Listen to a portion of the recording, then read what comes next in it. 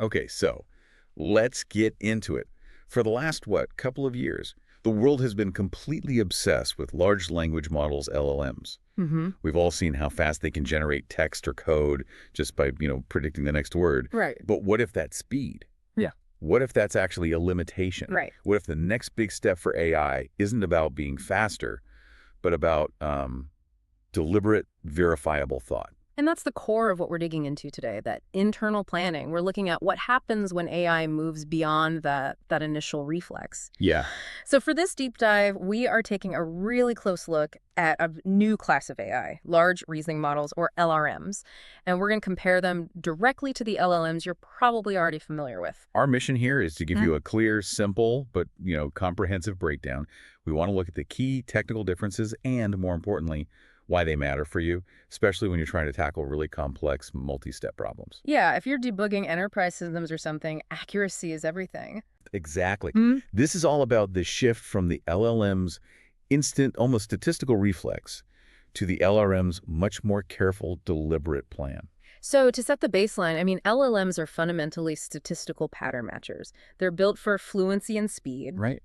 You give them a prompt, and they constantly calculate and predict the next most likely token. Yeah. It's how they generate that very human-like text. It's all reflex. And that's where LRMs really changed the game. They introduced this idea of thinking first. They Mm. still have that language backbone. They're still predicting tokens, but before they generate the output, they take a pause. Mm-hmm. They sketch out a plan, they weigh different options, and they might even double check some math or logic in a sort of internal sandbox before you see the answer. And those extra steps are so critical. They define the practical stakes. The source material puts it perfectly.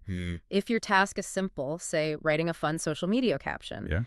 the LLM's instant reflex is totally fine. You want it fast. But if you're asking it to do something with high stakes, Mm. like debugging a really gnarly stack trace, or I love this example, tracing cash flow through 4 different shell companies, Oh, yeah. that demands multi-step verification, right? And that immediate statistically likely response, Mm-hmm. it just isn't going to cut it. You need an LRM there because it can handle that complexity. What's so fascinating about it is the mechanism that allows for that. It's this internal chain of thought. That's the LRM's secret sauce. Right. It lets the model test hypotheses, throw out dead ends all internally, and land on a truly reasoned answer. It's not just following a likely pattern. It's the difference between guessing and actually showing your work. Even if you, the user, never see that initial scratch pad. Exactly. But, okay, we have to talk about the trade-offs, this deeper reasoning. Digitally. It can't be cheap, right? It's got to be resource intensive. Oh, absolutely. It's bought at the cost of what we're calling a longer, pricier think. Every extra pass, every self-check. Yeah. It all adds up. To more latency and higher processing time? Specifically, we're talking about more inference time and more GPU dollars. So if your business is running millions of simple queries, sticking with an LLM keeps that cloud bill down. But if you need verifiable, auditable accuracy for a few mission-critical tasks. Then the LRM justifies the price tag. The cost of getting it wrong is way higher than the cost of the compute. So that leads to the big engineering question. How do you train a machine for deliberation when it was built for speed? You can't just feed it more of the internet, can you? No, not at all. The process starts with a solid foundation. An LRM is always built on top of an existing LLM that's already gone through massive pre-training. Okay, so it has the basics down. Right. It's got the language skills, the broad knowledge from reading, billions of web pages, books, code repositories. It's fluent. And that fluency lets it speak the language of logic. So the next step is the specialized tuning, the fine-tuning. This is the crucial part. We feed the model these highly curated datasets of logic puzzles, multi-step math problems, tricky coding tasks. And here's the key detail. Every single example comes with a full chain of thought answer key. So it's not just about getting the right answer. Not at all. The goal shifts from guess the answer to show the sequence of steps that gets you to the correct answer. So it's learning a procedure, a verifiable path. It learns to take a problem, create a plan, execute it in steps 1, 2, 3, and then give the final solution. It's learning the process of reasoning itself. Which is way more complex than just matching patterns. And once it has that basic ability, the model gets refined even more using reinforcement learning on new problems. This is where we see a big shift from just judging the final output to judging the whole process. The first layer is often RLHF, reinforcement learning from human feedback. Right. Humans give it a thumbs up or thumbs down on the final answer. But to really get that deep reasoning, the sources describe something more sophisticated. process reward models, or PRMs. Okay, that sounds a little dense. Can you Yeah. break that down for us? How is a PRM different from standard RLHF? Think of it like this. RLHF is like a teacher who only looks at the final answer on your math test. You either got it right or you didn't. Okay. A process reward model is the teacher who looks at every single line of your work. They judge each step of your reasoning as good or bad, logically sound or unsound. I see. So the LRM learns to police its own thinking by trying to get a thumbs up for each intermediate step. It's learning to favor logical coherence over just sounding good. It's a massive leap in self-correction, absolutely. And we also see a method called distillation being used a lot here. Distillation. Yeah, that's where a larger, maybe slower teacher model generates these super high-quality reasoning traces. That entire solution path, the plan, the steps, everything is then used to train a smaller, newer LRM. So you're basically transferring the teacher's reasoning ability to a more nimble student. You got it. And the result of all this training is a machine that's built to plan, verify, and explain its way through complex problems. It's ready for those gnarly stack traces and shell companies. The LRM is now trained to think. But this brings up a huge question at runtime for any engineer.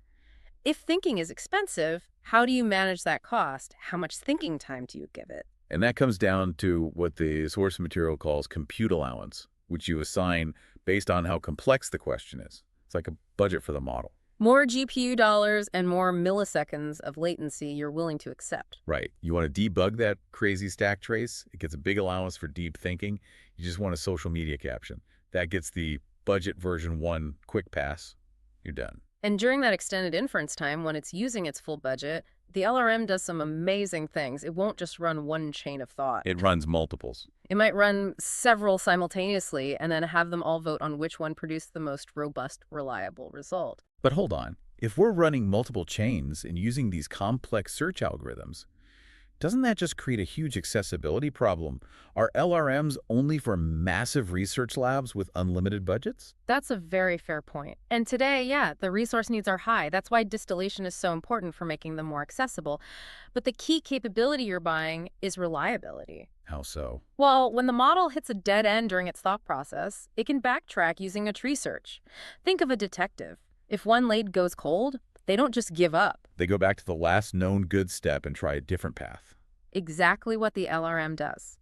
And critically, during this time, it can call on external tools for spot checks. It's not just relying on its own internal knowledge. That's huge. It is. It can call a calculator to verify math, check data against a database, or even run code in a sandbox to see if it works. These are crucial proof steps that make the answer so much more verifiable. So each of those checks costs compute and adds latency, but that's the trade-off. It's the balance LRMs strike, more computation for a guaranteed increase in accuracy. So if we pull all this together, the advantages are pretty clear. LRMs excel at complex reasoning, multi-step logic, all the places where older models would just fail. And they offer way better decision-making. Because the LRM can verify its own work internally, the answers are more nuanced and, importantly, they're auditable. Another huge benefit for you, the user, is that you need way less prompt engineering. Yes. You don't have to sprinkle in those magic words like, let's think step by step, because the model just does it inherently. Right. That saves so much time. But we should be balanced here. For a lot of simple, straightforward tasks where speed is everything, you might be better off with a smaller, faster LLM. Right. The higher computational cost, more VRAM, more energy, a bigger cloud invoice, and the slower replies are real drawbacks if you need ultra-low latency. But the verdict seems clear. The smartest models out there today, the ones topping the leaderboards for logic and planning, they're these reasoning models. They've moved beyond just spitting out language as fast as possible. They're taking the time to actually think. So we've established that deeper reasoning costs more in time and money today, which leads me to a final thought for you to chew on. Okay. As AI hardware and software get more efficient, will the processing costs for complex thought ever drop to the level of simple prediction? Will thinking eventually be as cheap as talking? That is the trillion-dollar question, and we really want to know what you think. We're encouraging you to join this exploration with us. What are the real-world implications of LRMs? Where would you use a model you could actually trust? Let us know. Share your opinions and any suggestions for topics we should cover next right there in the comments below. Yeah, your engagement is genuinely what makes these deep dives possible. And if you found this useful and you want to stay ahead of the curve, make sure you don't miss our next breakdown. The best way to do that is to show your support by liking this deep dive, subscribing to the channel or feed, and hitting that notification bell. And share it with others. Help them stay informed. We'll catch you on the next deep dive.